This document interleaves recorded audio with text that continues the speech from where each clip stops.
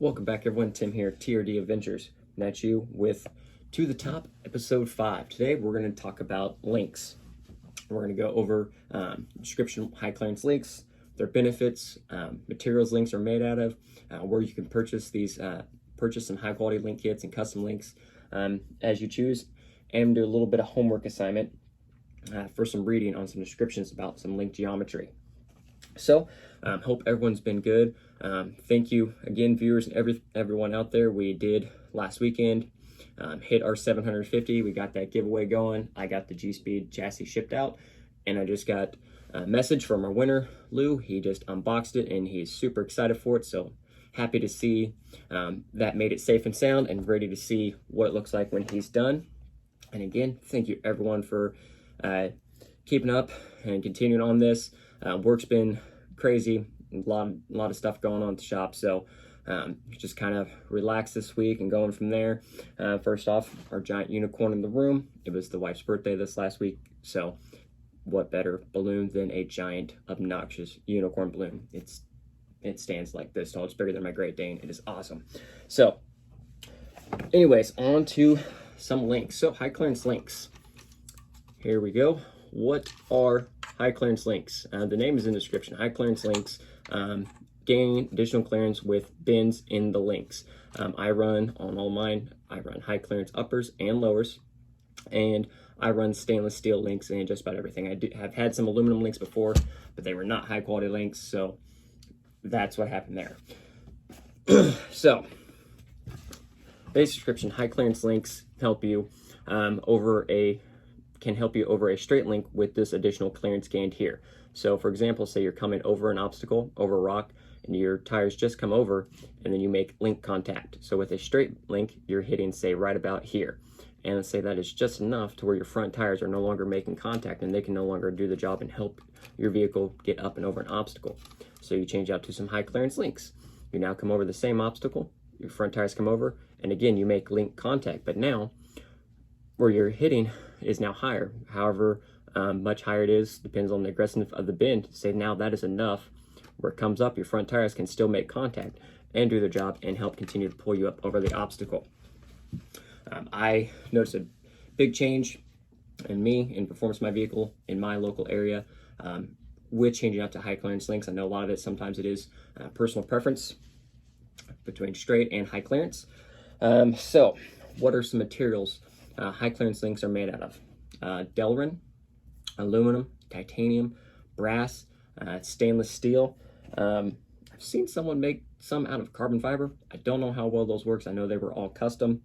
I would probably manage to find a way to break those. So, and the different materials I find too can be personal preference, or if you're building for a lighter rig, you're going to want a lighter material all the way around, as light as you can.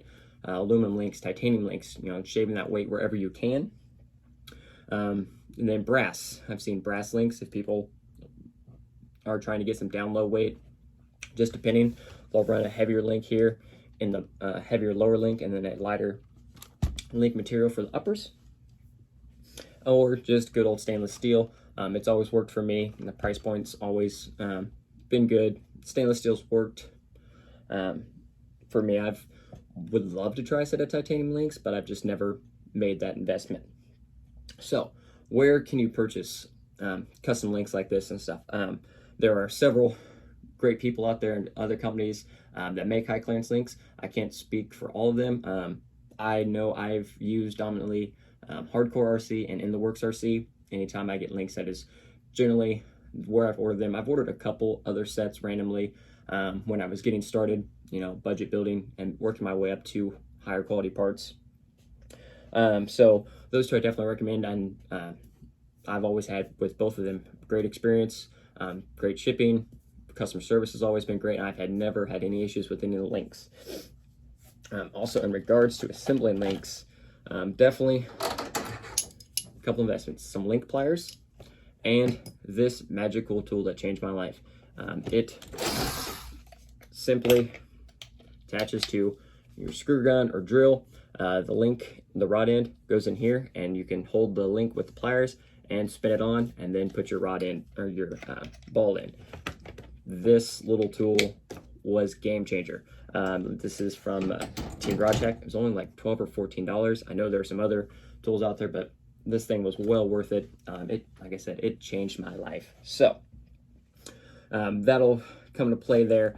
I said you can always order from them, even if you're not building an LCG rig. On both their websites, they have it listed, and they have it broke down for certain vehicles, 10.2s or Enduros. If you're just looking to upgrade to some nice high quality straight links or some high clearance links, or just full on you need custom links. I know they accommodate for full custom links, even just ordering one link. They can handle that. And cool thing too, especially with like G-Speeds and other some of the LCG chassis they accommodate for, they do a lot of the homework for you. They've taken into account a lot of the more common axle swaps like AR45s, AR44s, AR60s, and TRX4 axles. They've done the homework for you and already have the links already ready to go with your chassis and the axles you choose with the links. And some of them, with the Panhard, depending on which servo mount you use, whether you're using like a dual servo mount or lay down servo mount, that drag link can change between those. So may need some customization there and ordering some specific links for that. You can also make your own links. I have a couple local guys here. They make their own links quite often. They do great jobs. I know some you could either use rod end or all thread, which is pretty convenient because you already get the thread pitch match for your rod ends there. They get the bends, everything going, rod ends on there, and then they'll either coat the all thread or put like a sleeve over it just to keep that thread and make it smoother from catching up on obstacles when the links are going over, or using just rod and dyeing and tapping threads on the end for the rod ends, getting them going, bend all the links. I've never really ventured into a full-on custom link build. I've made a couple custom bends and small links here for like a Panhard or drag link, and that was the extent of that.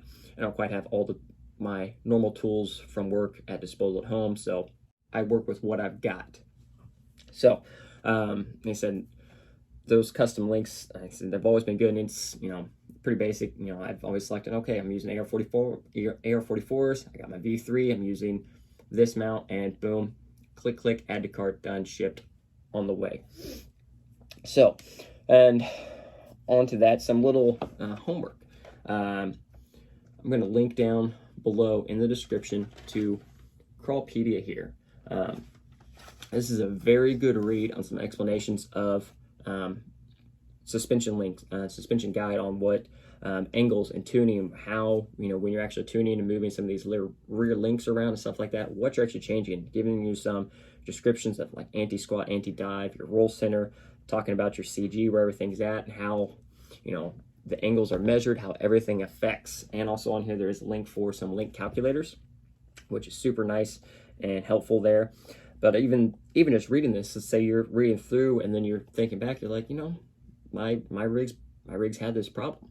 And so now you have the description of what's causing your issue. So now you can get it corrected, make the adjustments needed to get it performing and get you crawling all the way back to the top.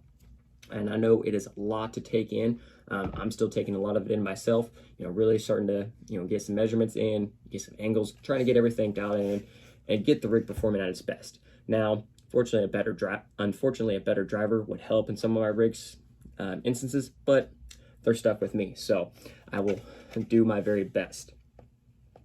But anyway, that was just a short and sweet episode today. I have a little free time this weekend, so I'm going to try to get a few more videos knocked out. I'm going to try to do some over the classes, and I'm going to get some running video tomorrow with some gates and stuff like that going. So in the meantime, everyone, hope you enjoyed this video. Hope it helped out a little bit. If you did, hit that like button down below. If you're just tuning in, want to keep following us along, hit that subscribe button. We'll keep going. Until then, everyone, have a great one. Keep building and crawl on.